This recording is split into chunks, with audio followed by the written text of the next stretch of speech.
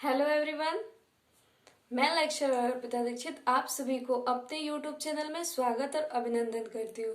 दोस्तों, आज का हमारा टॉपिक है विवाह से संबंधित नियम। जो विवाह से संबंधित, जो मैरिज से संबंधित रूल है, उसको आज हम लोग देखेंगे। वो कौन कौन से नियम हैं तो आज हम लोग देखेंगे। और देखेंगे हिंदू विवाह के प्रकार। और हमारा टॉपिक क्या होगा? तो हिंदू विवाह के प्रकार। अब उसके बाद से हम लोग अनुलोम विवाह देखेंगे, प्रतिलोम विवाह देखेंगे और हिंदू विवाह के उद्देश्य। मैं बता दूं कि ये जो अनुलोम विवाह और प्रतिलोम विवाह है, ये आपका बीए फर्स्ट ईयर में है। और ये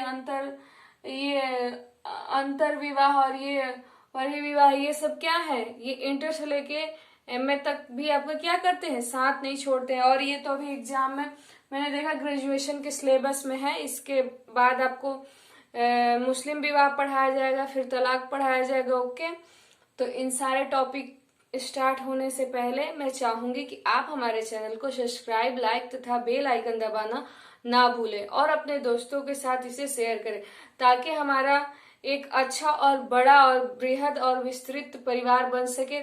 और जो भी बच्चे तैयारी करने वाले हैं, वो एकेडमी के हैं, जो समाज शास्त्र पढ़ते हैं या जो कंपटीशन से जुड़े हैं, उनके लिए भी क्या होगा, बहुत ही अच्छा होगा अगर इस चैनल से वो अपना स्टडी करते हैं। ये मैं नहीं कहूंगी कि बस यहीं से, जहां से भी आपको अच्छा लगे वहां से आप स्टडी करिए, लेकिन अगर आप हमारे साथ जुड़ गए हैं तो आप हमारे साथ जुड़ गए हैं तो हम आपके लिए जितना भी बन पड़ेगा उतना करेंगे आपके लिए, और आपके लिए हर रोज एक नया टॉपिक लाएंगे। तो चलिए गाइज, हम चलते हैं अपने टॉपिक की तरफ। तो आज का हमारा टॉपिक है, जैसा कि मैंने पहले ही बता दिया है, विवाह से संबंधित नियम। क्या है? तो विवाह से संबंधित नियम। आप सभी, ऐसा नहीं है कि विवाह से कुछ संबंधित जो नियम है आप सभी नहीं जानते। कोई कुछ ना कुछ तो हर कोई जानता होगा ना, तो इसको लेकिन देखिए, आप और हम कहीं ना कहीं या किसी न किसी विवाह, या इसमें से बहुत सारे लोग जो नेट जीआरएफ या बीए में है, उनकी विवाह हो चुके हैं। तो वो सारे नियम जो समाज शास्त्र की दृष्टि से जानना जरूरी है, उसको आज यहाँ पे हम लोग पढ़ने वाले हैं। शायद आप ना जानते हो, भले ही आपका विवाह हो गया, लेकिन विवाह से जो संबंधित नियम है आप आज यहाँ जान लीजिए। तो देखिए, मुख्य रूप से विवाह के 3 जो नियम है या चुनाव है वो मशहूर है, चाहे वो वर्णित है समाज शास्त्र में। पहला क्या रखेगा, कोई भी समाज में, हिंदू विवाह में नहीं, कोई विवाह का एक क्या होता है, चुनाव। विवाह के लिए क्या होता है? चुनाव का क्षेत्र। वो कैसे चुनेगा, वो किस प्रकार समूह में या जाति में या संप्रदाय में विवाह कर, तो चुनाव का क्षेत्र मस्ट है। फिर क्या है? चुनाव का पक्ष। फिर क्या है? चुनाव का पक्ष। और फिर तीसरा क्या है? चुनाव की कसौटी। देखिए, पहले तो वो चुनाव करेगा, फिर चुनाव के पक्ष में क्या है उसको वो देखेगा, फिर चुनाव की कसौटी पे उतार के फिर क्या करेगा, वो विवाह संबंध इंसान स्थापित करता है। अब देखिए, इसमें हिंदू विवाह से संबंधित नियमों को हम क्या किए हैं, 4 भागों में बांटे हैं। लेकिन देखिए, ये जो हमारे यहाँ पे 2 विवाह है, अंतर विवाह और बरही विवाह। क्या है? बहिर्विवाह। जो हमारा अंतर विवाह है, इसको बहिर्विवाह है, ये जो उसको हम पढ़ेंगे। मैंने देखा ये अभी आया था 11th में, और अगले साल ये क्या आया था, ये 12th के एग्जाम में भी आया था। तो इसको हम लोग समझेंगे। देखिए, इसमें क्या होता है कि जो इंसान को पता होता है कि उसका जीवन साथी है, जो किस समूह से उसको चयनित या चुनाव करना है, अपने जीवन साथी का चुनाव वो किस समूह से कर सकता है, उसको पूर्व ये अभ्यास या ज्ञान रहता है। और जो अपने ही समूह में, मतलब देखिए, अपने ही समूह में एक इंसान है, उसके ये समूह है सारे, जब इसमें ये विवाह करते हैं, वो कौन सा होता है? अंतर विवाह। अगर वो विवाह क्या करता है, समूह के बाहर किसी दूसरे समूह में क्या करते हैं, अपना विवाह संबंध स्थापित करता है, तो वो क्या होता है? बहिर्विवाह या बाहरी विवाह। अब देखेंगे हम इसमें कि गोत्र,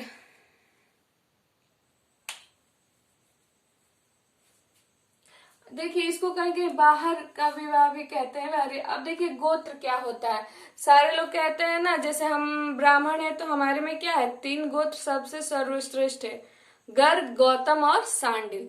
तो देखिए, तो वैसे भी अब हम गर्ग कैसे हो गए, कोई सांडिल कैसे हो गया, कोई गर्ग गौतम, कोई गौतम कैसे हुआ, कोई सांडिल कैसे हुआ, कोई गर्ग कैसे हो गया, तो आज हम उसको जानेंगे। देखिए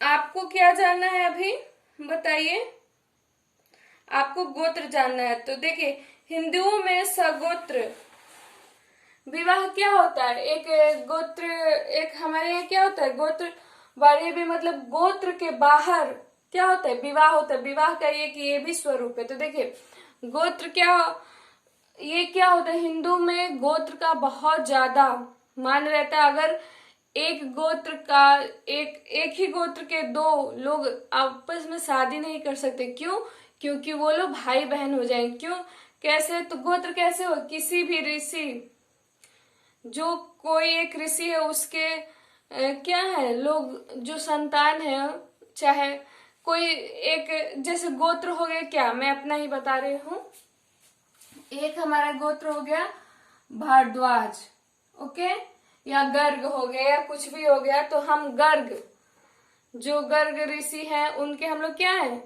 वो हमारे पूर्वज हैं, हम उनके वंशज हैं।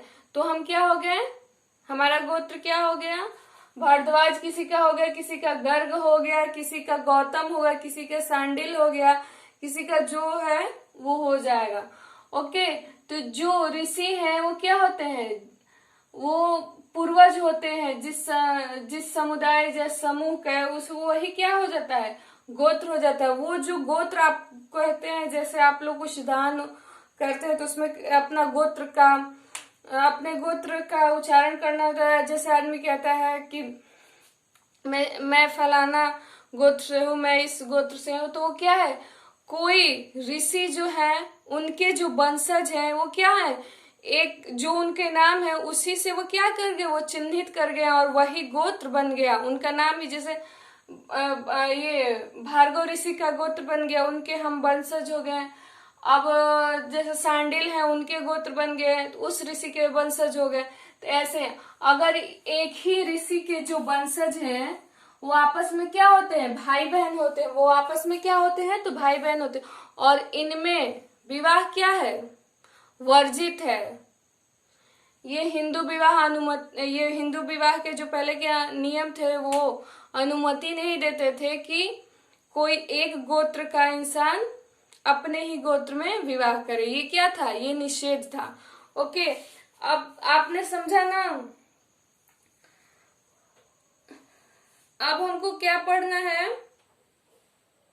अनुलोम विवाह। अब क्या हमको पढ़ना है,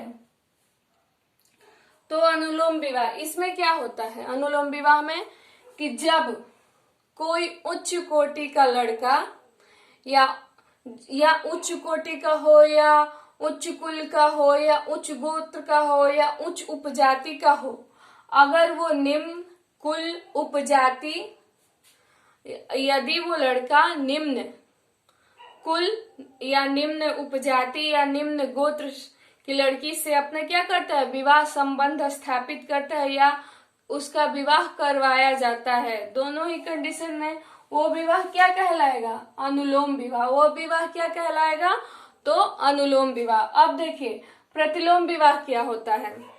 एक लड़की बड़ा हंस के हमसे ये बीए फर्स्ट ईयर में पूछी कि मैम अनुलोम विवाह प्रतिलोम विवाह क्या होता है।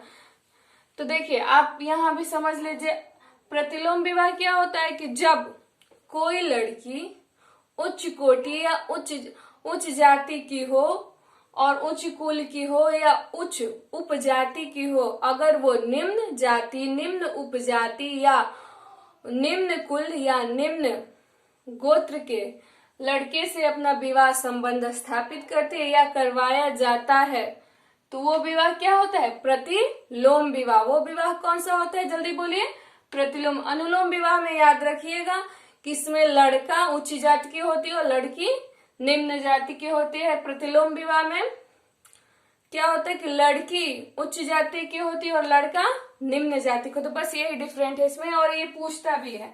अब क्या है, हिंदू विवाह के उद्देश्य। अब हमको क्या पढ़ना है, फटाफट बोलिए। तो हिंदू विवाह के उद्देश्य, हिंदू विवाह के कुछ उद्देश्य देखिए। इस इन उद्देश्यों को ये जो हमारे हिंदू विवाह के उद्देश्य हैं, ये क्या है, इनको हम 3 बिंदु से समझ सकते हैं, या 3 बिंदुओं में, या 3 इसके रूप में इसको क्या किया गया है, उल्लेखित किया गया है, समझाया गया है, क्या, हिंदू विवाह के उद्देश्य। तो देखिए हिंदू विवाह के उद्देश्य क्या है, धर्म, प्रजा और रीति, ये 3 है। क्या, कौन कौन से हैं, रति है।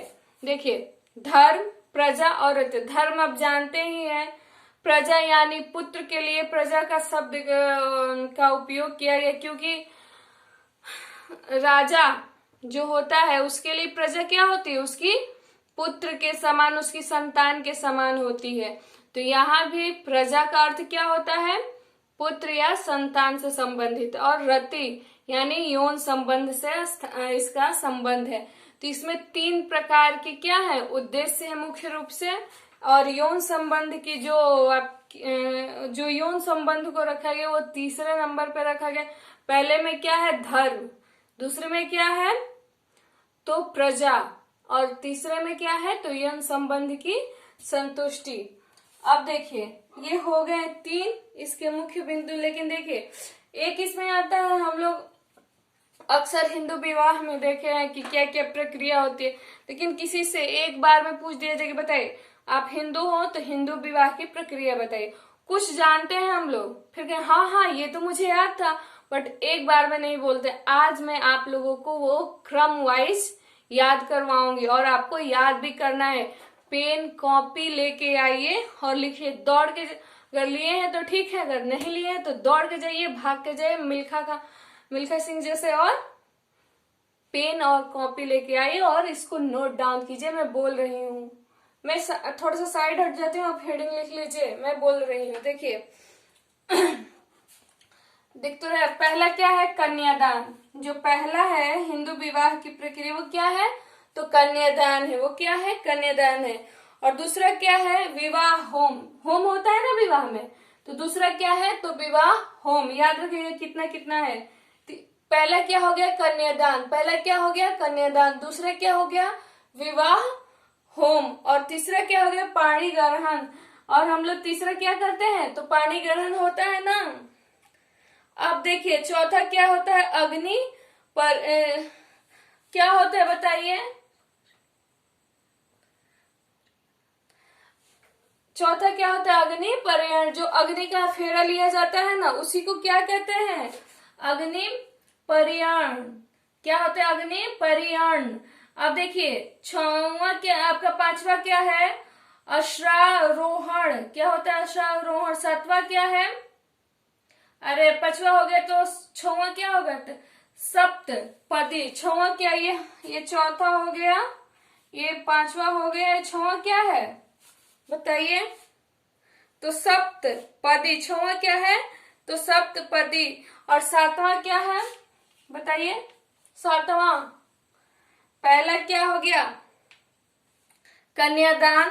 पहला क्या हो गया, कन्यादान, और दूसरा क्या हो गया, विवाह होम। दूसरा क्या हो गया, विवाह होम। पहला कन्यादान, दूसरा विवाह होम, तीसरा पाणिग्रहण। तीसरा क्या हो गया, पाणिग्रहण। चौथा अग्नि परिण। चौथा क्या हो गया, अग्नि परिण। और 5वां क्या हो गया बताइए, 5वां क्या है, अभी आपको बताया है,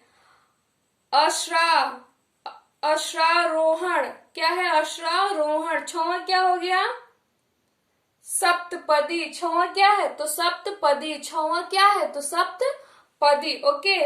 और आपका 7वां क्या है, शुरू क्या है बताइए, अभी बताए थे 7वां भैया आपका है सूर्यावलोकन। क्या है, सूर्यावलोकन। और आपका लास्ट क्या है, 8वां। लास्ट क्या है, 8वां बताइए, आप तो बहुत सारे विवाह शादी में गए, तो 8वां क्या है इसकी प्रक्रिया भाई? तो चलिए आप नहीं बताते तो मैं ही बताती हूँ। क्या है? चतुर्थ कर्म। क्या है ये? तो चतुर्थ कर्म। पहला क्या है? कन्यादान। दूसरा क्या है? विवाह होम। तीसरा क्या है? पाणी ग्रहण। तीसरा क्या है? पाणी ग्रहण। चौथा क्या है? अग्नि परियणन। क्या है चौथा? अग्नि परियणन। और पांचवा क्या है? अश्रारोहण। छठवां क्या है? सप्तपदी। क्या है? सप्तपदी। सातवां क्या है? सूर्य अवलोकन। सातवां क्या है? तो सूर्य अवलोकन। और आपका 8वां क्या है?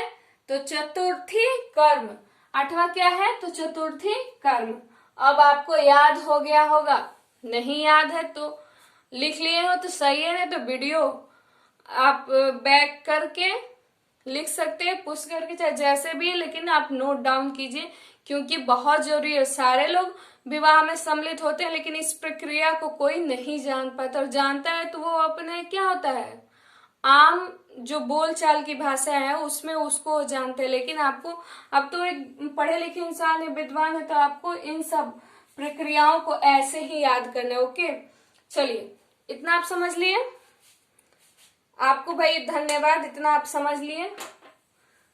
आप देखिए, हमको भी बड़ी खुशी हुई कि आप समझ लें, क्योंकि आपका नंबर अच्छा आएगा तो आप मिठाई भी तो खिलाने वाले हैं। अब देखिए, हिंदू विवाह के प्रकार। अब क्या हम समझेंगे? तो हिंदू विवाह के प्रकार।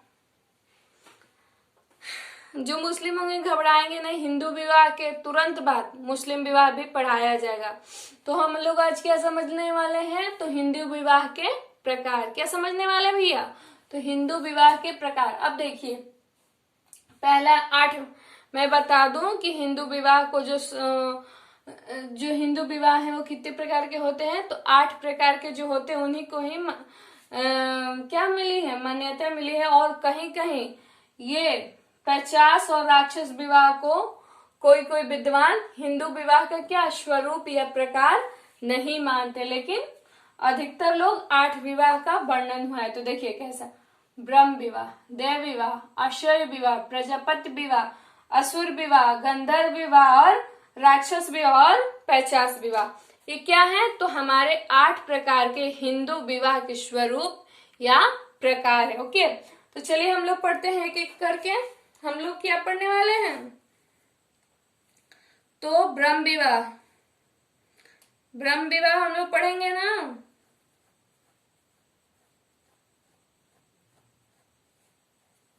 देखिए इसमें क्या होता है, ब्रह्म विवाह हमारा फर्स्ट, इसके ऊपर फर्स्ट प्रायोरिटी क्या दिया जाता है कि एक गुणवान सुंदर, एक सुंदर गुणवान वर को अपने घर लाकर क्या किया जाता है? अपनी कन्या का कन्यादान कर दिया जाता है। उसे ही क्या कहते हैं?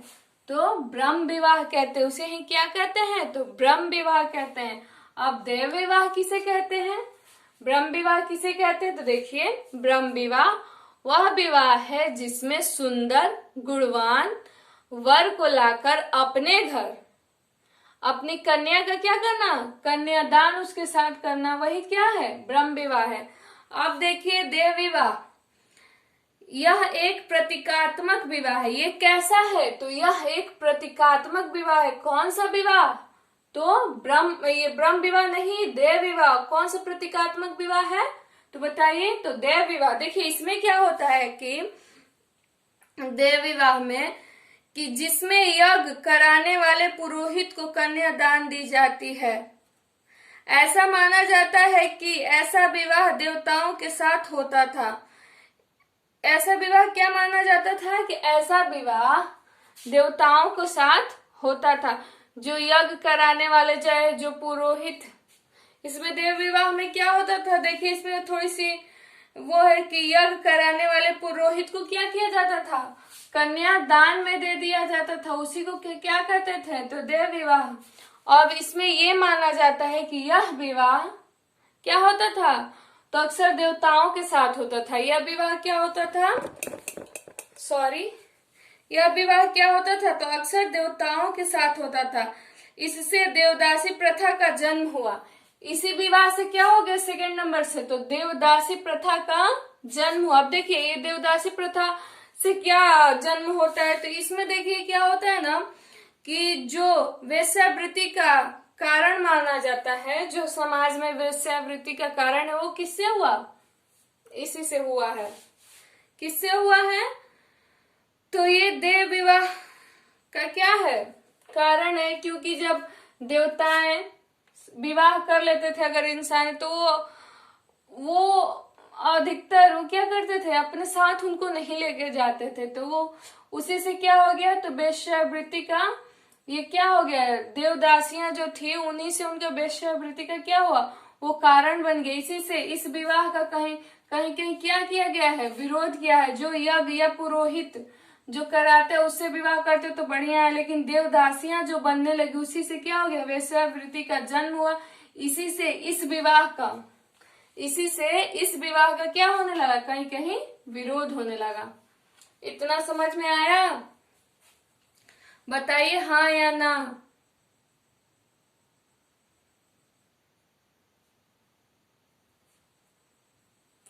अब तीसरा नंबर हमको क्या पढ़ना है, आश्चर्य विवाह। तीसरा नंबर हमको क्या पढ़ना है भैया, तो बताइए तीसरा नंबर हमको क्या पढ़ना है, बताइए। तो आश्चर्य विवाह पढ़ना है, क्या पढ़ना है, आश्चर्य विवाह। आश्चर्य से आप क्या, आश्चर्य से आपका तात्पर्य क्या है, बताइए, नहीं मालूम। तो आश्चर्य से तात्पर्य ऋषि से है। आश्चर्य से तात्पर्य किससे है, तो ऋषि से है। आश्चर्य का मतलब ही क्या होता है, ऋषि होता है। इसमें देखिए जब विवाह के लिए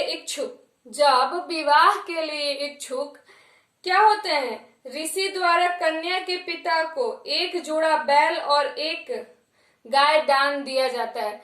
इसमें जो ऋषि होते हैं वो इच्छुक होते थे विवाह के लिए, और वो कन्या को क्या करते थे, कन्या के पिता को एक जोड़ी बैल और एक गाय दान में देते थे।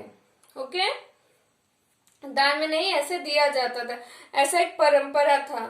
तब विवाह क्या होता था, संपन्न हो जाता था। तब विवाह क्या होता था, तो संपन्न हो जाता था। यह वधु मूल्य नहीं था। अब आप समझोगे क्या ये जो वधु है उसका ये कीमत है या मूल्य है, तो ऐसा नहीं था।